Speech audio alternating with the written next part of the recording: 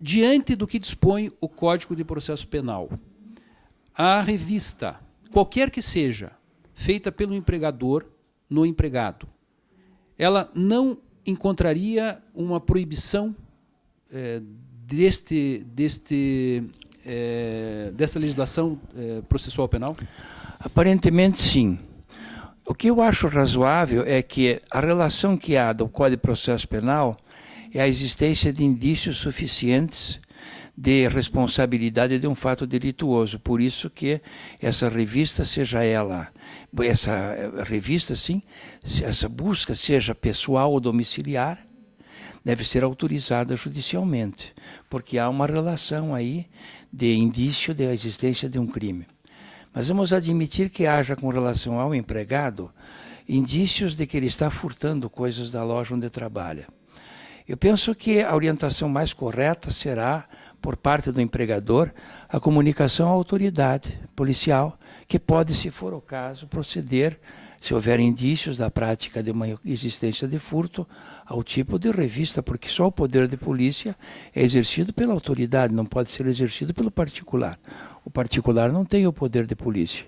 Ele tem o particular, o poder, digamos, e a disposição de colaborar com o poder de polícia, mas nunca exercer o poder de polícia. Tanto é assim que o Código, em várias oportunidades, fala: os agentes, a autoridade e os seus agentes deverão prender em flagrante e qualquer do povo poderá. Então, para o particular é uma faculdade, aquilo que é obrigação do poder público. Então, aparentemente, há, sem dúvida nenhuma, uma ilegalidade nesse fato, porque o empregador, como pessoa natural e de uma empresa privada, ele não tem esse poder, e nem fosse empresa pública também. Não sei se é esse o objeto da sua pergunta, porque no processo penal nós temos processo penal prevendo indícios suficientes de crime e uma determinação nesse sentido da busca e apreensão, seja ela determinada pela autoridade judiciária ou autoridade policial, mas com a responsabilidade do ato. O que não há em relação a esse momento do empregador, porque não existe um auto de revista, como há, digamos, um auto de busca e apreensão, um auto de busca e apreensão pessoal, um auto de busca e apreensão domiciliar, onde estabelece não só o objeto da diligência, mas a responsabilidade por ela para evitar justamente abuso de autoridade. A jurisprudência trabalhista, inclusive do próprio TST, reconhece que, por exemplo, revista em bolsa, se não houver contato pessoal do revistador com o revistado, seria lícita. Seria? Lícita. Seria lícita. Então, veja, mas a nossa pesquisa ela teve este mesmo encaminhamento que Vossa Excelência colocou. Eu acho que aí há um conflito, naturalmente, entre dois bens, que é a propriedade de um lado, representada pelo titular dessa propriedade, o empregador, e de outro lado a intimidade, que é do empregado.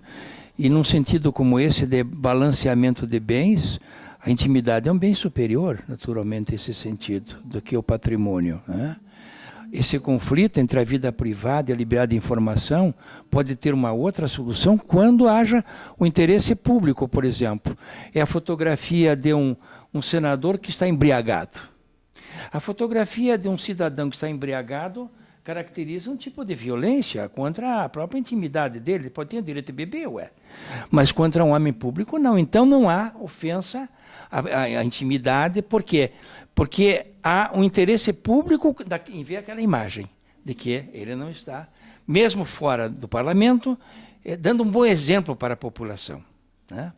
Então, neste caso, eu acho que a pergunta é muito bem formulada também, quando o professor Eduardo, de que é, assim, uma espécie de atentado contra a presunção de inocência. De qualquer maneira, inclusive eu sou titular de escritório, felizmente não houve essa necessidade, e se houvesse, eu tomaria um outro caminho, se houvesse indício, tomaria outro caminho para não agir, digamos assim, muitas vezes criando uma marca que não desaparece com o tempo em relação à pessoa que foi revistada, né? O artigo 7º, inciso 10 da Constituição, ele prevê, então, a proteção do salário e crime a sua retenção dolosa. Sim. Até onde eu sei, não existe uma lei, nos termos do artigo 5º, inciso 29 da Constituição, uma lei que defina esse crime e nem estabeleça uma correspondente pena. Por outro lado, se eu não me engano, o artigo 5º, inciso 69, se não me engano, que fala que não é possível a prisão por dívida civil. Sim. Né? Então seriam duas perguntas, na verdade, sobre isso. Sim. A primeira refere-se à necessidade, efetivamente, de uma nova lei que venha estabelecer o tipo de retenção dolosa de salário, para que essa regra tenha efetividade. A segunda é, esta nova lei, se vier um dia a ser promulgada, ela poderia prever a prisão? Claro. Prisão Sim, do porque eu considero uma forma mais grave que a apropriação indébita. Porque, inclusive, é uma relação de confiança que se estabelece e de necessidade também recíproca entre empregador e empregado, de necessidades recíprocas. Um do trabalho e outro da força do trabalho, do capital. E, portanto, é perfeitamente justificável que haja, porque a Constituição tem mandatos de criminalização. Por exemplo, estabelece como crime isto. Estabelece como crime a tentativa de derrubar o Estado Democrático de Direito. Não se fez uma lei específica ainda, procura-se utilizar uma lei de 1983, 7.170, em relação aos crimes políticos. Mas, neste caso, o senhor observou muito bem. O crime de apropriação indébita não é suficiente para caracterizar isso. Por quê?